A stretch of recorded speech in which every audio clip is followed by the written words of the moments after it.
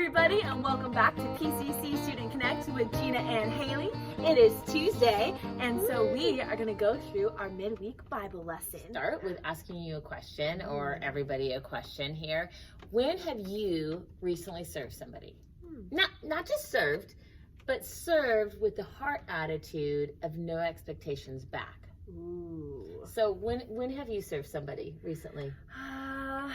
Well, I served my dad last night by taking out the trash can, but then you added in that other question, and the deal was... What, no expectations, or... Yeah, the deal was if I took it out last night, then he would take it out another time when it was time. And so there was like a... Yeah, it was like a give and take. It was like, well, if you do this for me, I'll do this for you. It wasn't like a, yeah, sure, Dad, like... I'll do it for you, no expectations or... It's weird if you really start thinking when you serve people or do things around the house even. Yeah. You typically have an expectation of something, whether it be to watch a show or be able to go do something. There's usually a motive there behind it. And really, Jesus calls us to serve others without that expectation, without expecting something back or looking for something from others. And he actually shows that in John, which we're going to read right now. It's in John 13, starting at verse 1. Now, before the feast of Passover, when Jesus knew that his hour had come to depart out of this world to the Father, having loved his own who were in the world, he loved them to the end. During supper, when the devil had already put it into the heart of Judas Iscariot, Simon's son, to betray him, Jesus, knowing that the Father had given all things into his hands, and that he had come from God and was going back to God, rose from supper. He laid aside his outer garments, and taking a towel, tied it around his waist. Then he poured water into a basin and began to wash the disciples' feet and to wipe them with the towel that was wrapped around him.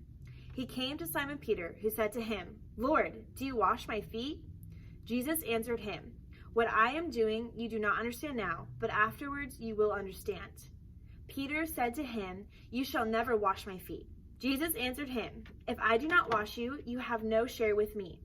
Simon Peter said to him, "Lord, not my feet only, but also my hands and my head." Jesus said to him, "The one who has bathed does not need to be washed except for his feet, but is completely clean. And you are clean, but not every one of you." For he knew who would betray him, and that was why he said, "Not all of you are clean."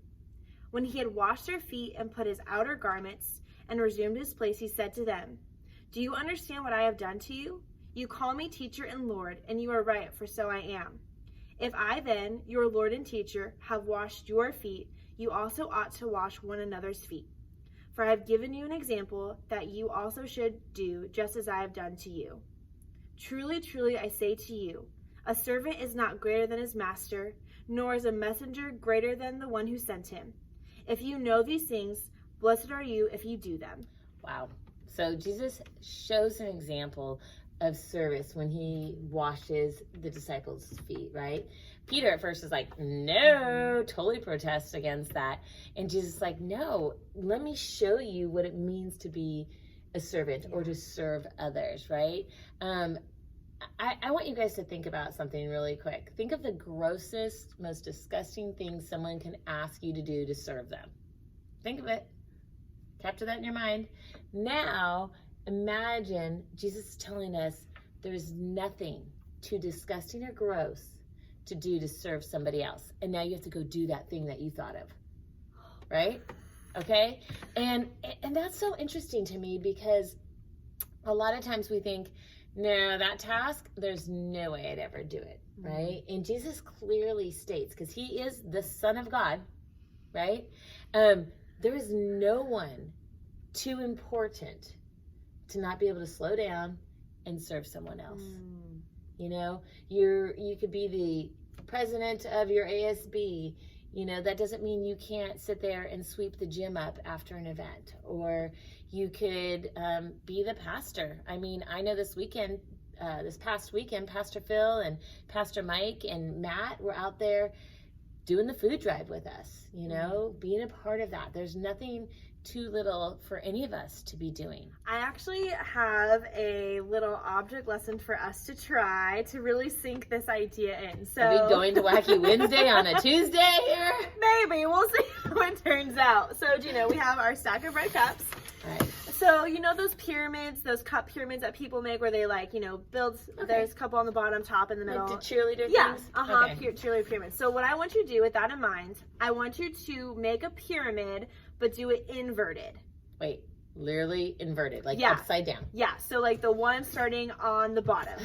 Okay, so I have one.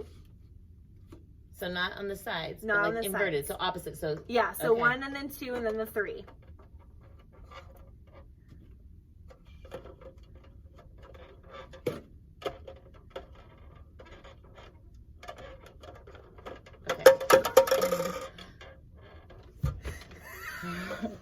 I don't think I can do it. I can get 2. So it doesn't really work, right? Like it's No. not, it's difficult, it's hard, Yeah, so this idea is showing almost that impossible. With a little help from my face. it still didn't work. No, right? did not. And the idea is that if we are putting ourselves before others, it's not going to work. This pyramid is not going to stand. But when we're putting others' needs before ours, we can really start to build something. And when we're focusing on God and glorifying Him, we can build a sturdy pyramid. With Him at the top. With Him at the top. Jesus is God, you know, and yet He's willing to get down on His knees and serve His disciples. He's willing to get down on His knees and die for us, you know. He put others' needs above His own. That He did.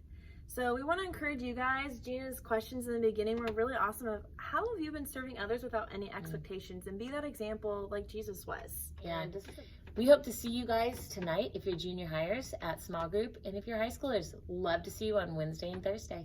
Thanks for joining us, guys. We'll see you tomorrow. Bye.